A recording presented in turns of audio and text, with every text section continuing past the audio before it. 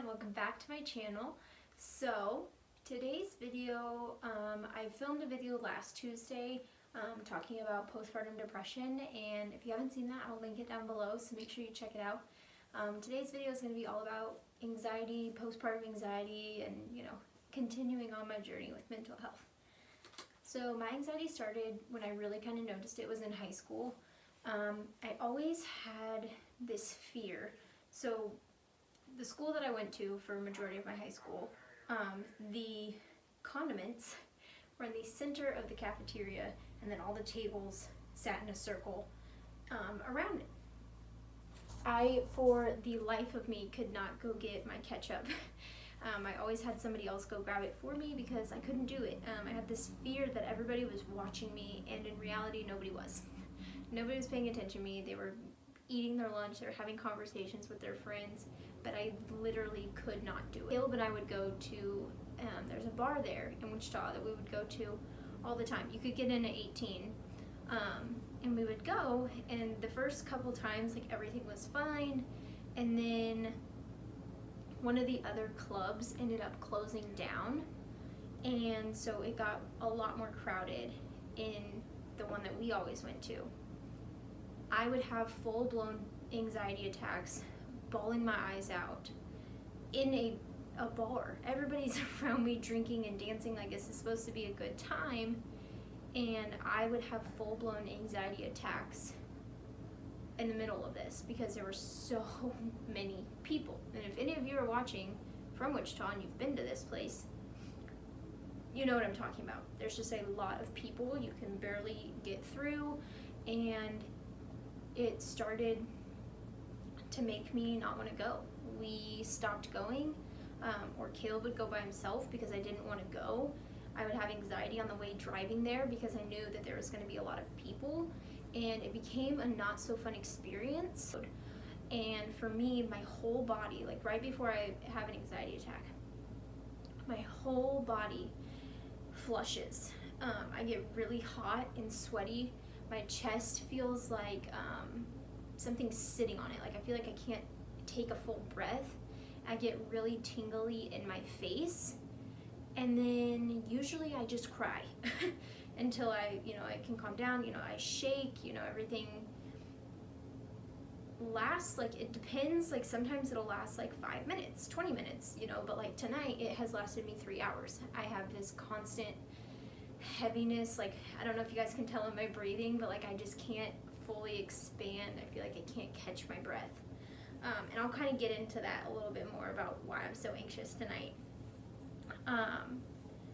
This is when the postpartum anxiety full-fledged, it was like a whole new realm of my brain opened and I had this whole new experience with anxiety. And for me, I would see, I still do. Here's an example. We were at my siblings' soccer game, and the football stadium bleachers go up and shoot at the, you can see the football field, and then the soccer field's behind. So you can walk up to these bleachers and look over at the soccer field. And I was like, oh my gosh, like I'll just take Brantley up there. I vividly saw somehow him falling off. I'm gonna try not to cry. I saw him falling off the bleachers, and he's like so little, like I'm holding him, like there's no way this could even happen. And I saw him vividly fall to the ground, and I saw his body laying there, and I saw me run down to the bleachers. I saw everybody stop the game and everything like that, and this all happened within like a flash, and this is all in my head. I made all this stuff up, and so we didn't go up there. I was like, nope, I'm going up there. No way in any shape or form would this have ever happened, but to me it felt so real that I couldn't do it. There's been lots of other instances where I was following my mom in her car, and she had Brantley because we had switched cars and I didn't want to switch the car seat, and I vividly saw them getting in a wreck and me slamming on my brakes and going to them and just making sure that like everybody was okay. And I, you know, I vividly saw all of this, and it happens all the time. The other night I was trying to lay down to go to bed and ended up seeing my car hit head on into another car. And just like that, it was over. It was just like a very vivid, very quick little like daydream is what I kind of like to associate them with. I know that a lot of people go through this, and I know a lot of people feel crazy when they're like, well, no, like I see it, like it's 100% vivid to me. There were times when Brantley was in this room that I would be rocking in the rocking chair, and I would vividly see someone come in and walk up behind me and slit my throat while I was in the chair, and Brantley would fall to the ground. And I could just hear him screaming and crying and wanting somebody, but like I was dead. I see a lot of wrecks and car wrecks, and just like me dying, and like I can't help Brantley or anything like that. And it kind of all stems to, I'm gonna try really hard not to cry. I have this person who depends on me. My whole body has been a source of comfort to him. I've been a source of food to him. And I think about me dying a lot. And I know not everybody's like, you know, oh yeah, I'm 100% okay with dying, but I am terrified of dying. And it's because I don't want to leave him.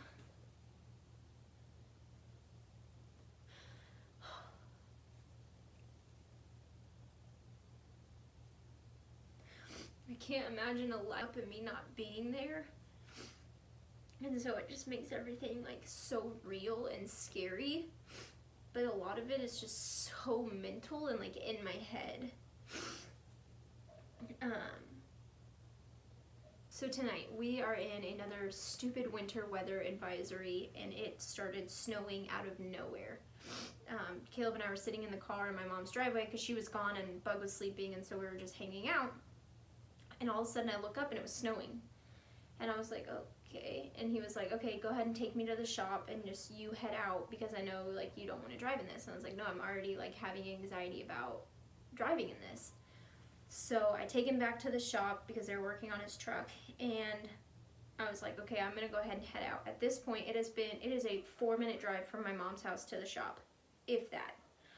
And it was already like maybe 10 feet of visibility. This roads were covered in snow. I slid coming out of the parking lot, and I slid getting onto the main road, and I also slid getting onto the highway.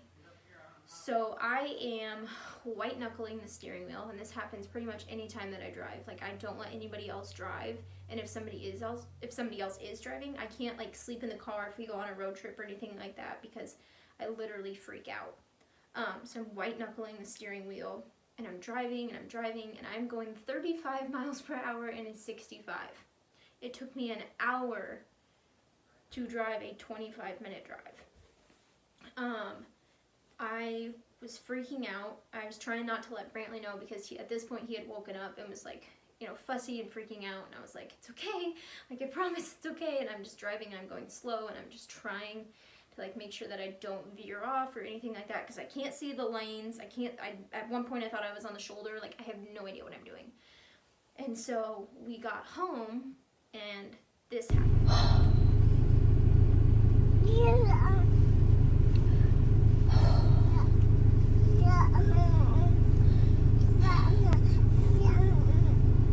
A drive that should have taken me 20 minutes just took me an hour, and I had an anxiety attack the entire time.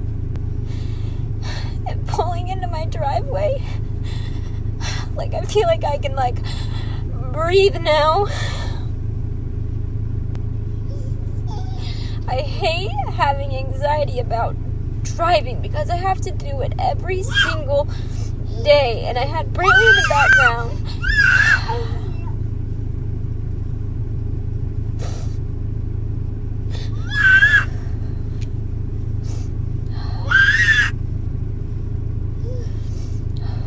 Just ready to inside now. Are on the other side of this, and you're experiencing anything that I have been talking about, talk to your doctor. And if you're watching this, I thank you, who messaged me the other day because there was a very, very large wreck of a 40-car pileup, and people were posting some very, very graphic videos of this wreck. And she says, hey, I know you have really bad anxiety of driving, just avoid any of the articles or the videos that you see pop up. And that meant so much to me. Like, I don't think like you'll ever understand, because not everybody gets that sense of anxiety. And it just, like, watching like Caleb grow and learning, you know, like, hey, like what to say and what not to say, like, it means so much. And it's just hard. And I know that if you're on the other side of the screen and you're going through this, you're not alone. You can talk to me. You know, I understand it 100%. I get it. Trust me, I do. There are some days I don't want to leave the house. I don't want to pack things up and like take Brantley out anywhere. I will not drive in any bad weather at all. I barely want to drive anything that's over 30 minutes, and forget about driving downtown, because I'm the kind of person that when I'm driving, or like if something is going wrong, or like if I'm very anxious, I get very snappy. And Caleb, I'm sorry for taking anything out on you during any of this 4-year journey. I don't mean it. I just don't know how to express what's going on in my head and how I feel.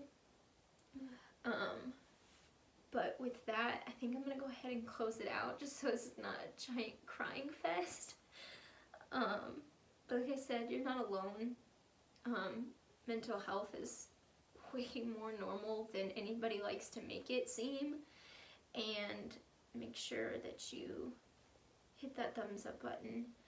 Comment down below if this is you. If this is you, I'd love to connect with you and talk to you, and just, you know, I just want to be there for somebody.